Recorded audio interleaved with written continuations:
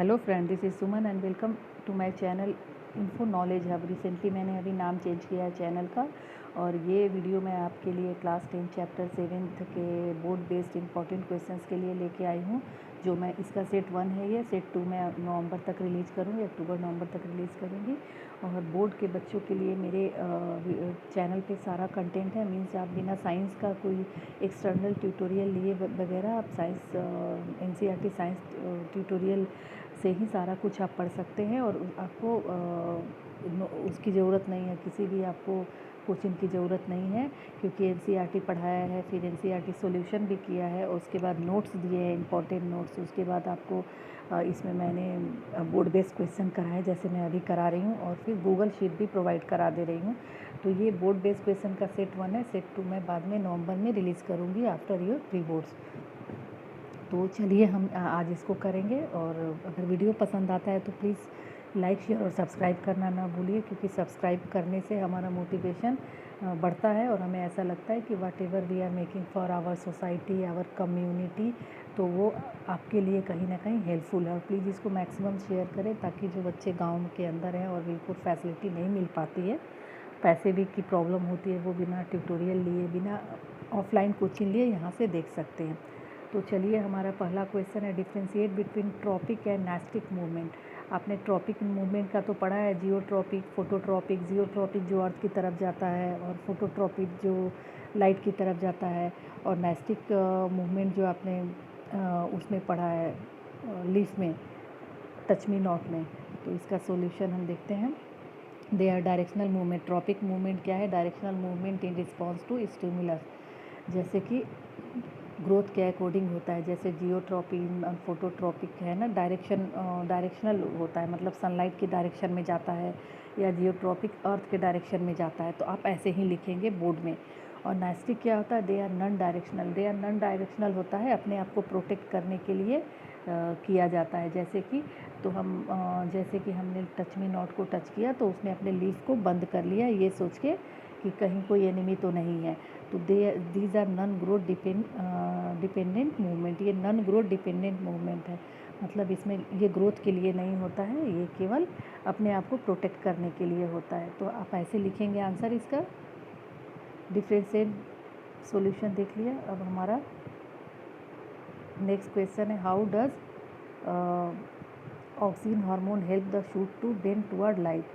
तो auxin hormone कहाँ produce होता है? शेड में छाया की तरफ होता है, छाया की तरफ मूव करता है। तो सॉल्यूशन देखेंगे इसका। When light is coming from one side of the plant, auxin diffuses toward the shady side of shoot. This concentration of auxin stimulate the cell to grow longer on one side of the shoot which is away from the light। ठीक है, और उधर उसका growth ज़्यादा होता है, जो कि लाइट के शेड की तरफ दूर है, लाइट की शेड उस पर नहीं पड़ रही है, तो उधर ऑक्सिन प्रोड्यूस होता है और प्लांट का ग्रोथ होता है, और इस तरह प्लांट जो है मुड़ा हुआ दिखता है। Define neuromuscular junction. आपको याद है जंक्शन था जो आपका हर न्यूरॉन के बीच में एक जंक्शन होता है, उसको बोलते हैं एक्सॉन और डेंड्राइट के, एक एक्सॉन का दूसरे डेंड्राइट के गैप में। सॉल्यूशन देख ले। It is the point where a muscle fibre come in contact with motor neuron और carrying nerve impulse from the central nervous system. आपको पता है कि जब हम सेंसरी न्यूरॉन से जब हमारा मैसेज जाता है, तो उसके बाद वो मैसेज वहाँ से ब्रेन से रीड जैसे हो गए, स्पाइनल कॉर्ड ब्रेन से रीड होके वो फिर वापस आता है मोटर नर्व के माध्यम से इफेक्टर तक आता है। ये मैंने कई बार बताया है। तो वहीं पे सेंसरी आपको बीच में जो गैप होता, दो नर्व्स के को जोड़ने वाले बीच में जो स्पेस होता है, उसको हम क्या बोलते हैं? उसको हमने बोला आपको न्यूरो जंक्शन, जो बीच में जो जोड़ता है उसको बोलते हैं।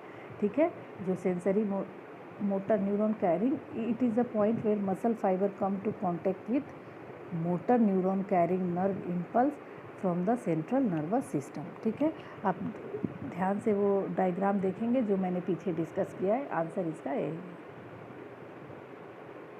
डिफ्रेंशिएट बिटवीन सेंसरी न्यूरॉन और मोटर न्यूरॉन। सेंसरी न्यूरॉन जो है आपका सेंस ऑर्गन से इम्पल्स लेके कहाँ जाता है, सेंट्रल नर्वस सिस्टम तक, और मोटर न्यूरॉन जो इम्पल्स लेके सेंट्रल नर्वस सिस्टम से इफेक्टर ऑर्गन तक जाता है ताकि इफेक्टर ऑर्गन अपना काम कर सके।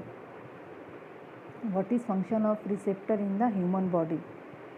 Receptor are cell located in the sense organ which are sensitive to particular type of stimulus such as light, sound। जैसे सेंस ऑर्गन में ही रिसेप्टर होता है क्योंकि आउटर मोस्ट इन्वायरमेंट से यही हमें सिखाता है कि कैसे अपने आप को कैसे वो सेंस हमें फील कराता है। तो लाइट आँख है, sound ear, smell nose, taste tongue, touch skin. Cell detect the stimuli and pass the message to the brain, और ब्रेन फिर मैसेज देता है मोटर न्यूरॉन के through. Brain message effector organ को देता है एक्शन लेने के लिए।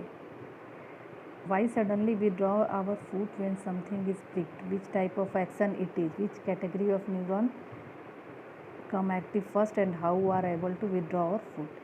तो when our foot is pricked by something, we suddenly withdraw our foot. This action is called reflex action. First the sensory neuron ने लिया, आपको पता है डेंड्राइट वहाँ पे है, सेंसरी न्यूरॉन एक्टिवेटेड, इन्फॉर्मेशन लिया, मान लीजिए स्किन ने इन्फॉर्मेशन लिया और स्पाइनल कॉर्ड को भेजा। Next the motor neuron bring the impulse from spinal cord से, ब्रेन ने स्पाइनल कॉर्ड से लिया मोटर न्यूरॉन से और मसल तक आया और मसल पैर ने अपने आप को खींच लिया। ये मैंने कई बार, ये चीज़ मैंने आपको कई बार डिस्कस, हर वीडियो में ये बहुत डिस्कस किया है मैंने, कैसे रिफ्लेक्स एक्शन होता है। तो फिर इसने क्या किया, इम्पल्स जब स्पाइनल कॉर्ड से कहाँ गया आपका इफेक्टर ऑर्गन, मतलब जिसको पैर के मसल तक गया जिसको पैर खींचना है। Identify 3 endocrine gland which perform dual function and also there secretion. तो पहला है पेनक्रियाज, एक्सोक्राइन एक्सक्रेशन में एंजाइम ट्रिप्सिन निकलता है, ये डाइजेस्टिव सिस्टम में मैंने बताया है, लाइपेज और पेनक्रियाटिक एमाइलेज, जो कि आपको किस पे करता है, लिपिड और प्रोटीन और फैट, सॉरी ट्रिप्सिन आपको प्रोटीन लिपिड फैट, और एमाइलेज जो है आपका पेनक्रियाटिक एमाइलेज जो है कार्बोहाइड्रेट पर वर्क करता है। Endocrine secretion insulin and glucagon है। Testis responsible for generation of male gamete and male sex hormone testosterone. अगला है ovary responsible for generation of female gamete and female sex oestrogen. तो ये दो फंक्शन है। An element of halogen family is compulsory added to common salt in small quantity. Identify the element, also name the same disease cause by deficiency and write one symptom for this disease. तो ये हमारा उस element का नाम है iodine, जो आपको halogen family का है और वो थायरॉक्सिन प्रोड्यूस करने में हेल्प करता है। उसकी सॉल्यूशन देख लेते हैं। The disease cause by the deficiency of iodine is goitre होता है और सिम्टम होता है इसका स्वेलन नेक। ठीक है, ये डॉक्टर एडवाइस है, ये आपको प्रैक्टिकल बेस्ड क्वेश्चन है जो बोर्ड में आते हैं। A doctor advise the patient to take less sugar in her diet, which disease is suffering from, which body organ and connective tissue is related with it. तो ये insulin वाला है, आप इसको देखेंगे। सॉरी, ये है आपका the patient is suffering from diabetes mellitus body organ connected with disease is pancreas. Pancreas से होता है insulin. As pancreas are responsible for the release of hormone insulin which regulates blood sugar level in human being. The connective tissue related to its blood.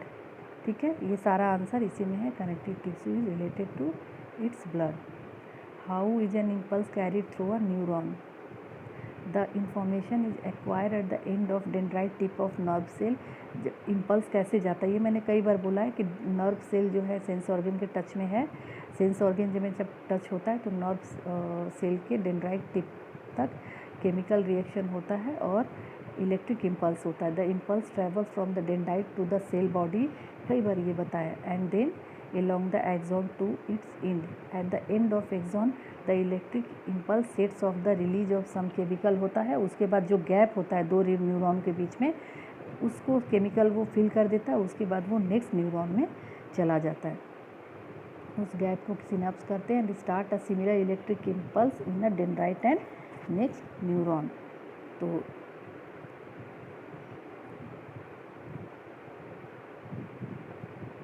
तो ये देखिए, ये हमारा complete हो गया। ये आपका बोर्ड बेस्ड एप्लीकेशन बेस्ड भी क्वेश्चन थे। अगर वीडियो पसंद आता है लाइक शेयर और सब्सक्राइब करना ना भूलें। Thank you, thanks for watching.